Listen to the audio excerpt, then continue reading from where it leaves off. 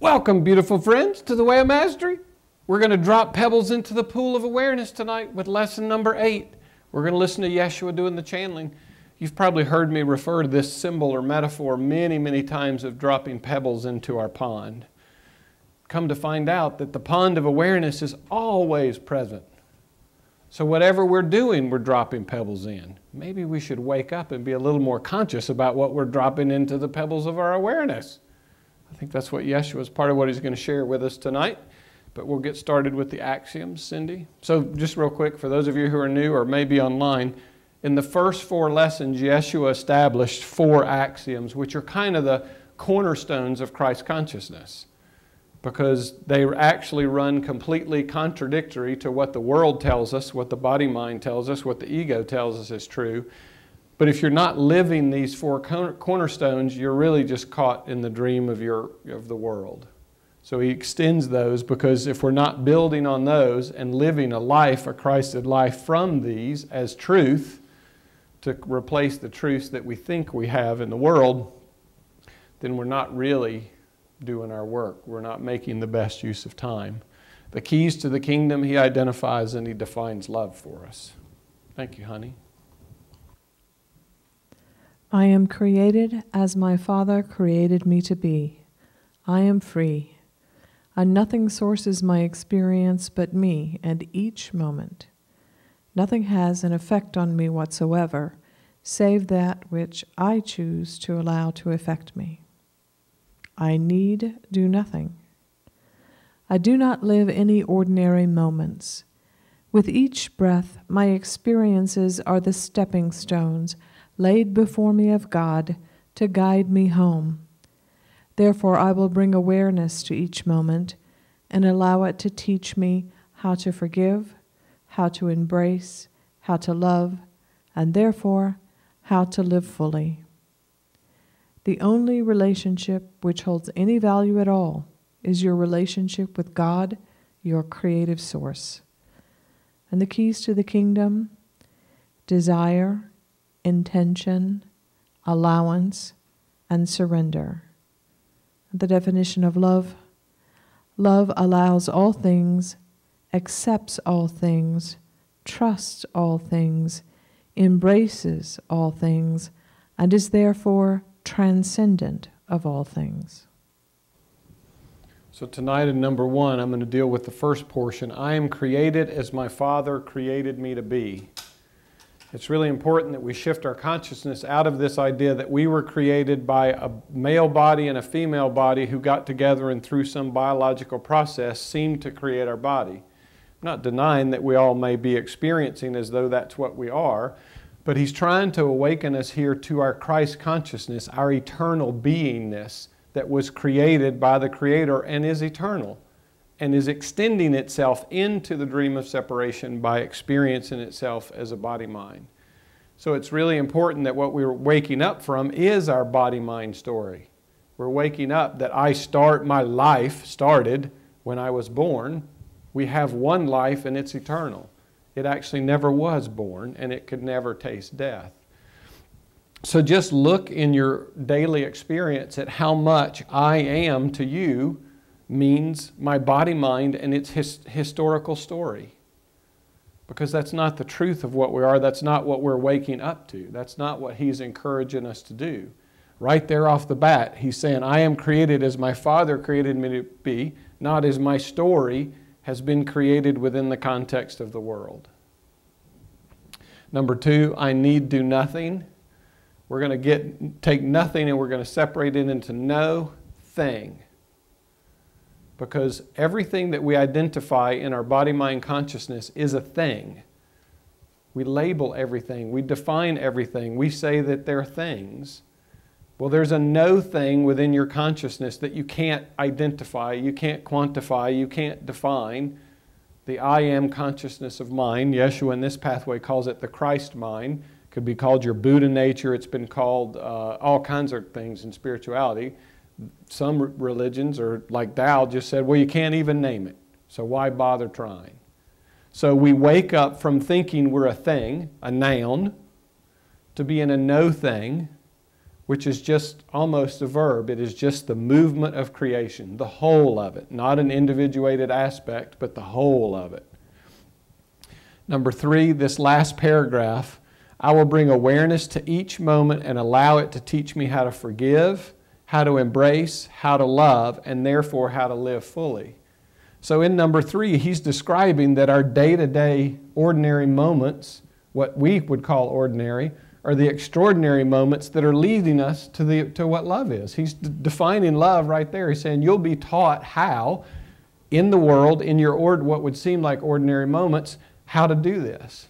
If we wake up to it instead of just running around most of the time living ordinary moments, but then having a spiritual practice and being present in meditation for a little while.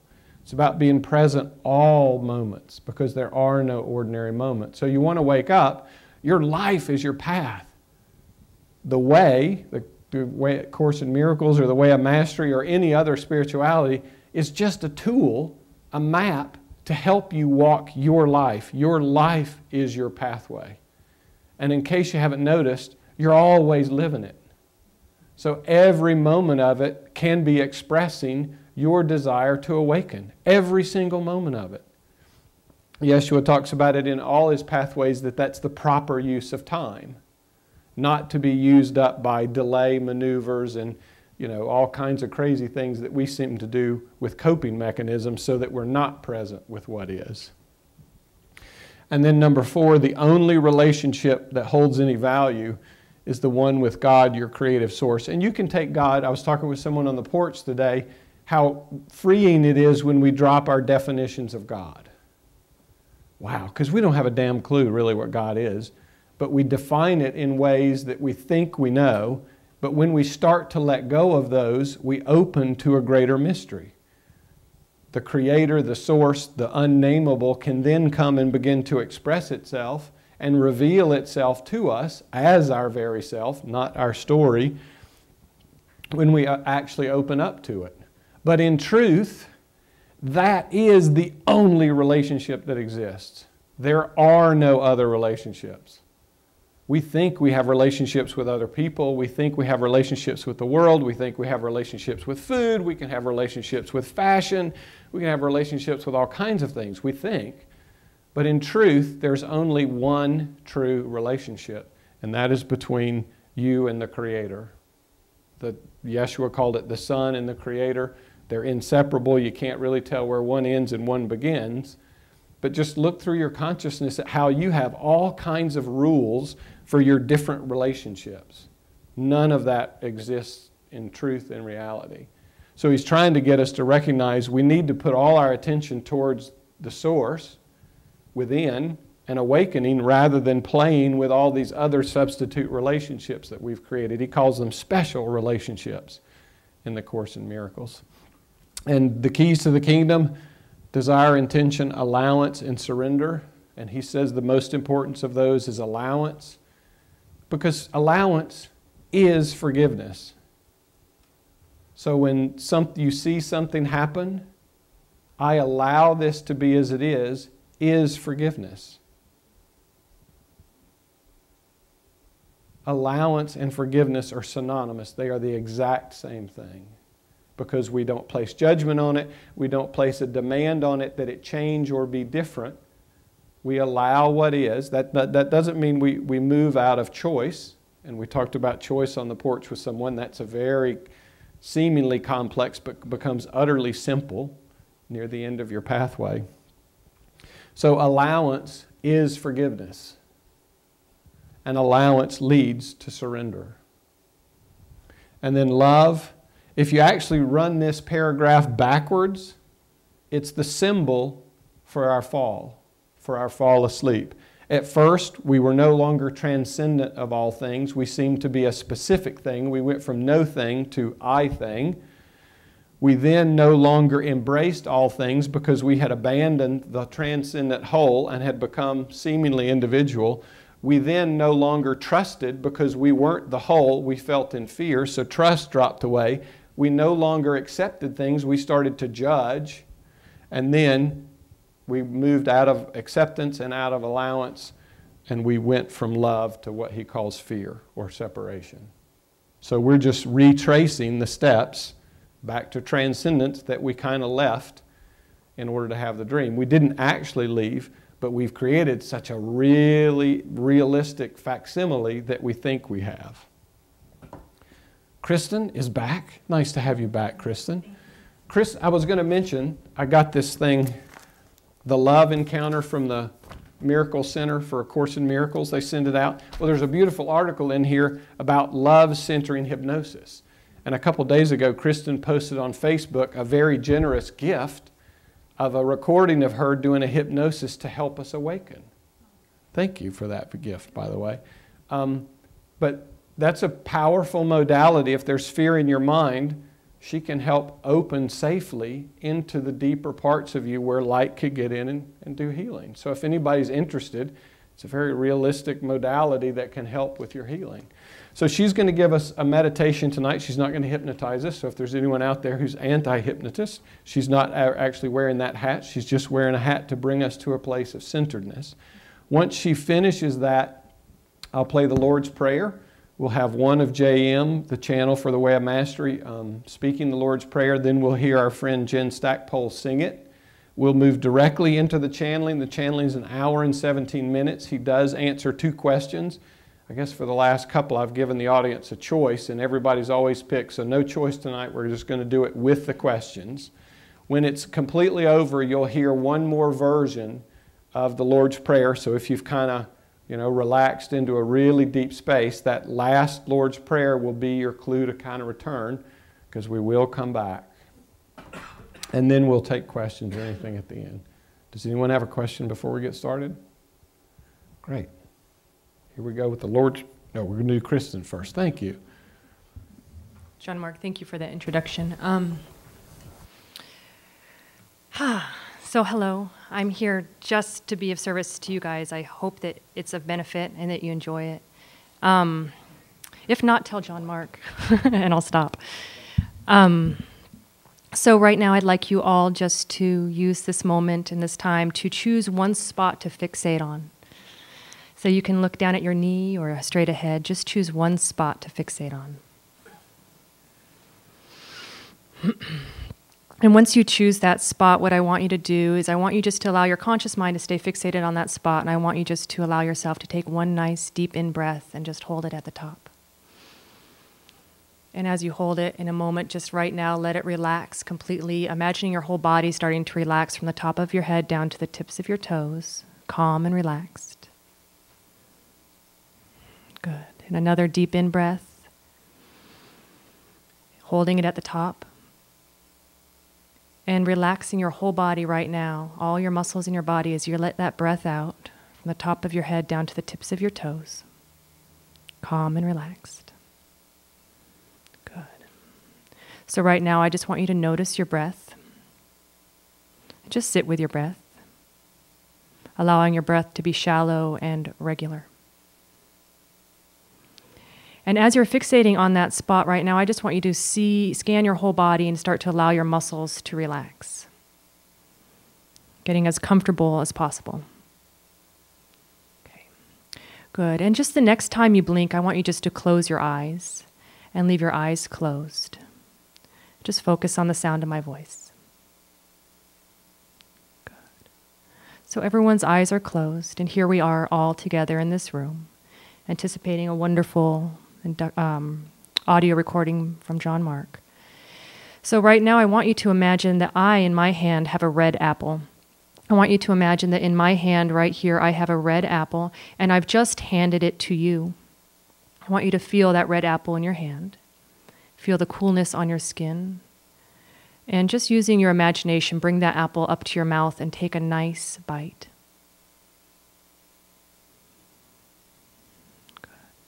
And imagine tasting the taste that only an apple can have. The coolness in your mouth. And just for fun, go ahead and take one more bite. Good. Very good. So what I'd like you to do right now is I'd like you to imagine that you're walking up to the front door of your house.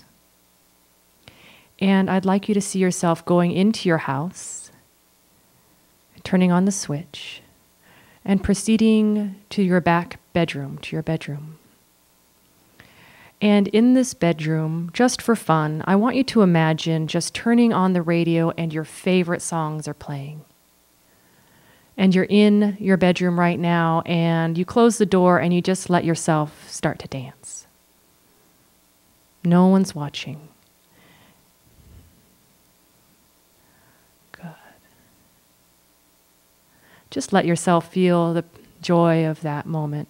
And right now, what I'd like you to do is stop doing that, and I want you to look around your bedroom right now and choose a wall that has no windows and preferably no door in it. And once you have that wall chosen, I want you to, using your imagination like you would as a child, I'd like you to construct a red door, put a red door in right there. And I want you to open that door and walk down a long, dark corridor. And find yourself coming to a room that's filled with light. And you notice a sliding door. And you open the sliding door, and I want you to let your fantasies just enlarge here. I want you to imagine walking out into a beautiful place, maybe a meadow. But this place has no fear, has no tiredness, has no death. It's just an incredibly peaceful, divine spot. I want you to see yourself walking in this meadow right now, and maybe just see a beautiful, lazy brook, and the clear air, and the divine peace that you can feel there in this space. Good. Now I'd like you just to erase that image from your mind, and I'd like you to do one more mental exercise with me. What I'd like you to do right now is I would like you just to imagine a stairwell. It can be indoors or outdoors. It can be stone or carpet or wood. See yourself standing at the top of the stairwell right now. And what I'd like you to allow yourself to do is with each step down, allow yourself to sink down a little further deep inside to that place inside that's very private and quiet. Just let yourself float and sink down just a little lower inside your own consciousness to that place inside that's private and quiet. So standing at the top of the stairs now and stepping down from 10 down to 9, just really letting go. 9 down to 8, calm and relaxed. 7, 6, stepping down now to 5, 4, stepping down now to 3, 2, 1, and 0. So right now I want you to put your consciousness right down on your heart. Allow your consciousness just to be put on your heart as if you're breathing through your heart right now. Just breathing through your heart as you're settling down even deeper, just letting go of any stresses of the day, just being here with me and John Mark and each other in communion. Just moving your awareness down into your heart region right now, allowing your breath to travel through your heart. Good. Settling down from your mind to your heart. Good. Now I just would like you to erase everything. I would like you to erase any images in your mind, any attempts to do anything. I would like you just to be here with me right now. Just be here in this room with me, and remember that right here at this moment, there is God's peace. Right here, right now, God's peace is with us. Right here, right now, God's peace is with us. Just remember God's peace right now, and let it be here in your mind and heart. And invite it in, invite the light in right now with me, John Mark, and all of you, all together, all of us together, communing and being in God's peace right now. And that's it. Whenever you're ready, you can just open your eyes and enjoy the audio recording. Awun, the Boshmaya, Nita Kadash Shama, Tete Malkuda, Neve Sivinach, Akina, the Boshmaya, O Baraha, Haulan, Lachman, Zunkanan, Yaumana, Shwashwoklan halpin, akna dapanan, shwakin il hayabin. Ula talan il mission, el pasan membisha. Met de lachim el kuta, uhaila, utish bhakta. La alam. Amen. Amen.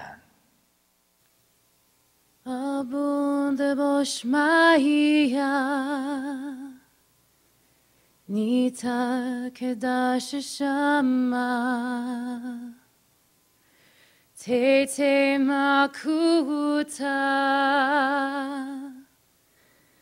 Nwere savianik Kanada boshmaya of Barahar How long lachmad sunkan in Yamana Washwoklan habein I Kanada dafbanan Shwaken el hayabein Ula talan Desiona ella person min bisha Metal de la kimakuta Uhaila Utishbokta La Alam Amen. Amen.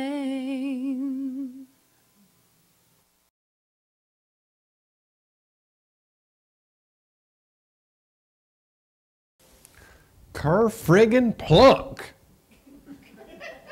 I mean, let's just be clear about this. That pebble dropped into the pond of your clear awareness because of a desire to awaken.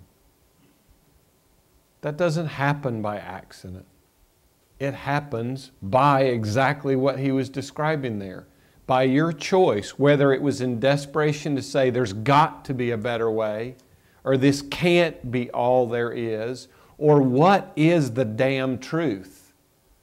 This kerplunk in your pond is the effect of your desire and your choice to know the truth and to awaken. And each of you can feel a deep resonance of something that says yes.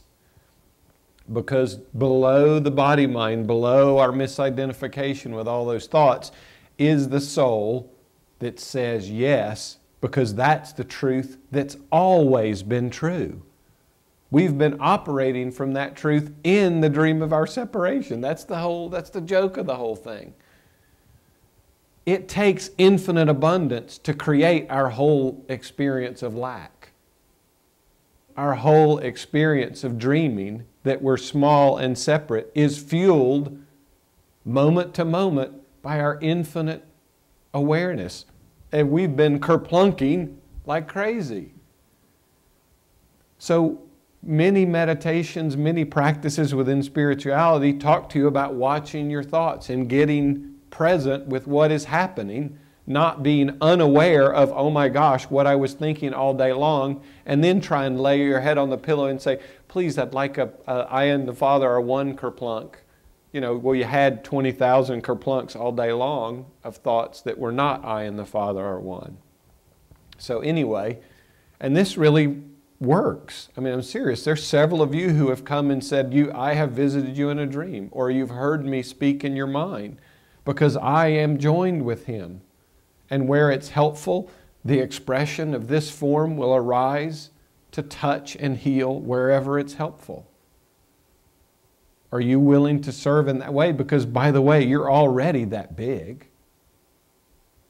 You're just holding on to a thought that says, no, I'm this body-mind, and my name is this, and this is my story. So just watch when you say, I am, and then you say something, kerplunk, kerplunk, kerplunk. Is that the kerplunk you want? Because we can't say, I am sick, I am poor, I am lonely, all day in our thoughts over and telling all our friends our past stories, and then expect and hope that because we say it once before we go to bed, that will change everything. We have to become conscious and wake up to that mechanism within us which is creating. And insist on the thoughts, I and the Father are one. The body mind will go, that's not true. I am unlimited abundance. Whatever they are, the body mind will go, that's not true. Well, which of those two are you going with? Your experience has been, is now, and will forever be the effect of what choice you make. Cool stuff. Next week, we're going to begin our deepening of lesson number 8, dropping pebbles into the pool of awareness. But before then, over this week, I wonder how present you could be and really count or be present with which what pebbles you're dropping in. What I am presence or I am body mind pebbles are dropping in. Now, many of us, the ego sometimes would have you believe that you can't really make that change until after death, until after the body's not around. Well, if you don't make it now, you'll get another body to get another chance to make it while you have it. That's when we wake up, not afterwards. It's not like it's easy. You're going to exit one room and enter one room at the same self-perception that you left the first room. So please don't think salvation is in your death, your physical death, or in some higher spiritual something. It will be the effect of your kerplunking. And you're free to kerplunk whatever you want. Jeshua was mentioned in one of his early year channelings that the first time he dropped the thought into his mind, I and the Father are one, he almost had a seizure. Because it was so, it shook his being so deeply. Because there was truth, but there was enormous resistance. But he stayed with it. And now he abides in God consciousness. All of us are really abiding in God consciousness. We're just using it to abide in egoic consciousness. Which means, it's a journey back to a place we've never left. Anyway, any questions or comments tonight from anyone? What a beautiful channeling. I'm grateful for our desires to awaken, because it was our desires to awaken in collective humanity that created the expression of this pathway and of the Course in Miracles and of lots and lots of other ones. Because if you don't like this one, well, there's another one for you. If you don't like that, there's another one for you. Everybody has one that they'll eventually like and will work just as effectively. If anyone's curious about Christ consciousness or would like to come and sit with me, I've been doing this new thing with Jeshua called channeled listening, which is an opportunity to create the space in which you may hear inner guidance a little more effectively than you have in the past, because we've dropped a lot of pebbles that says, I don't ever hear anything. I don't hear guidance. Or I did a long time ago, but I can't hear it just any moment. Well, he and I will try and drop a kerplunk in that maybe that's not so true, that you can hear clearly and can hear now.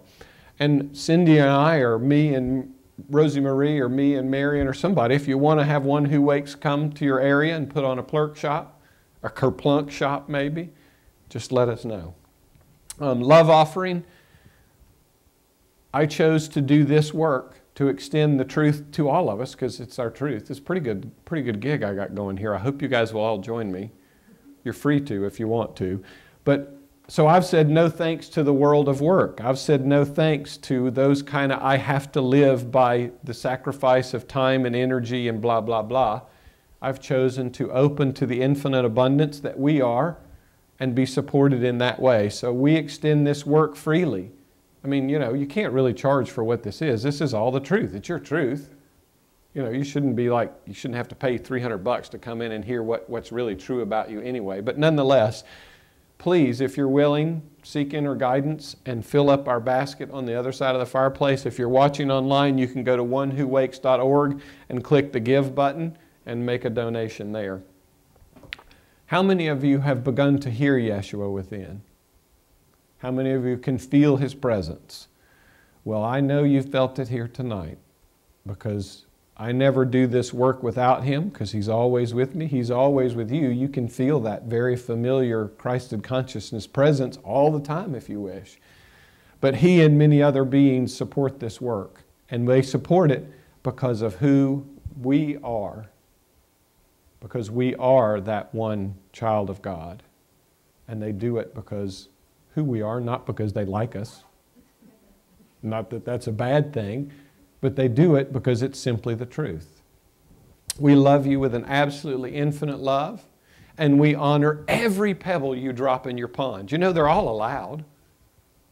God said, behold, it is very good. Infinite pebbles. And we set out to try every one. Isn't that cool? So if you've dropped pebbles in the past that you think are bad pebbles, drop the pebble now that says there are no bad pebbles in the past, now, or in the future. There's only my infinite self-creating experience. And let those things go. And then choose, what pebble do I really want to pick up now? He's going to end this pathway with that very simple thing. What is it I truly desire? Cool stuff. Well, did I get to infinite love and perfect peace? Yeah. Thanks. Okay, great. Yes, we love you with an absolutely infinite love and a perfect peace because we love ourselves. Okay, announcements. Oh, by the way, for any of you who bought the Way of Mastery Pathway books, if you have the little set or the larger spiral bound, in the yellow Way of Knowing, there were some misprints. Lesson number 2 in the Way of Knowing got duplicated as lesson number 2 from the Way of Transformation. So if you have one of these yellow books, please check lesson number 2. If it matches lesson number 2 in the middle book, which is what color? I think it's blue. If the Way of Transformation is the same, if it's the same lesson, contact Lulu and they'll send you the replacement correctly. Or I've got some info here if anybody has a need for that. Okay, announcements. Email list for those of you watching online or who may watch later. If you'd like to know about all the One Who Wakes work, you can sign up on our website, or if you're here in person on the other side of the fireplace.